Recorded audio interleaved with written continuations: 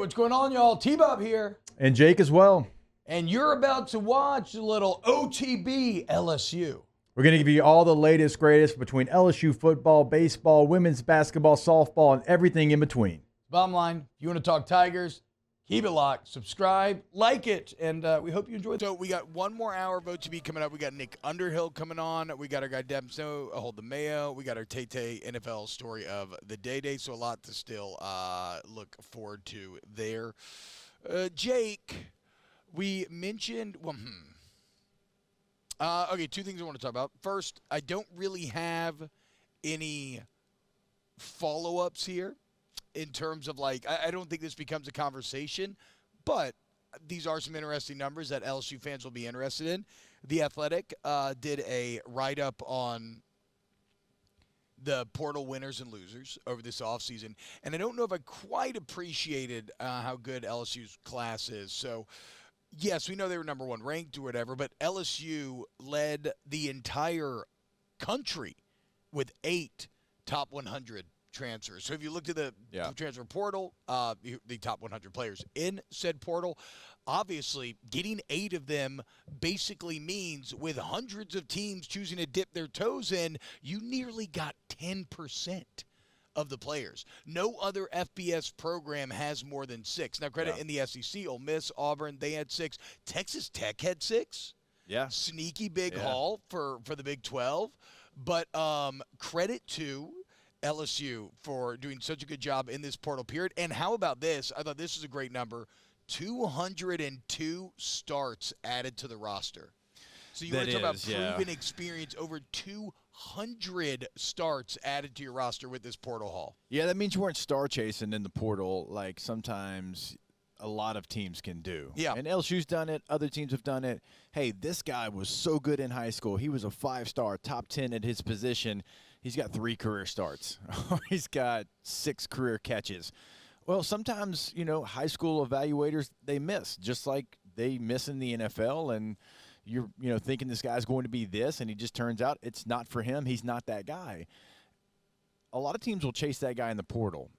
A lot of times that just does not work out, right? There's a reason why he hasn't gotten on the field.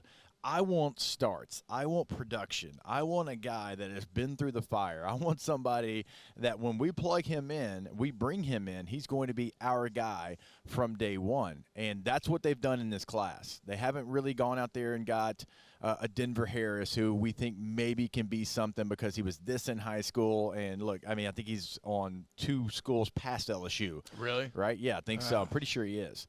So that's not what they did in this class. They went and got guys that are productive in other Power 4 conferences. They have tape on. They've seen them against teams that, on Ohio State out of the Big Ten. Like, they've seen that film. They've seen these SEC players. They have seen them go out there against teams that they're going to be facing here in this upcoming season. So, yeah, I love where they're at. I love that they identified that they had an issue. And they hey, hand up. Like, we have not done our job in the portal. And then they attack it as much as any team this year. Yeah, LSU, again, 8 of the top 100. So 8% of the best players in the portal going to one school, no FBS program in the country, bringing in more. Here's the conversation to go back to Jim Knowles real quick. Just keep it on a little bit of college football. Penn State goes and hires Knowles. Does this put Penn State over the top? Because this is them clearly trying to show, like, look, we're willing to invest. We're trying to make moves. But, like, the defense was already so good. Like, how much of an upgrade is Knowles, do you think? He's one of the best out there. I'm not going to act like he's not. Yeah, he's great, but Penn State was already great. I was about to say they were slightly more great? They were already like a top 5 defense. The defense wasn't why they lost the games this year that they did. That was Drew Aller throwing across his body late, trying to throw a dig route. Red zone offense got him into trouble that first Ohio State matchup.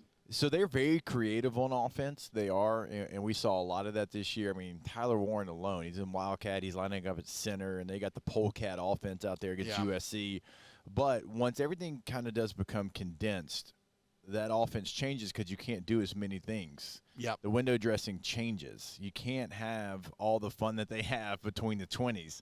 And so they've got to figure that out. And they got to figure out is Drew Aller going to be a true dual threat quarterback? Are we going to run him on some of these Q runs? Or are we going to continue to protect him?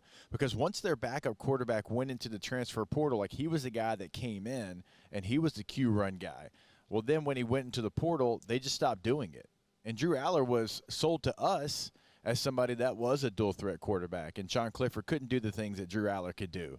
So they got to figure out who they have at quarterback. And then if they figure that out, they got to be willing to go out there and run their offense. Yeah. Like you can't play scared and go win a national championship. And so they got to put all their faith. Drew Aller's coming back for a reason. He's got to be the reason they go play for a national championship.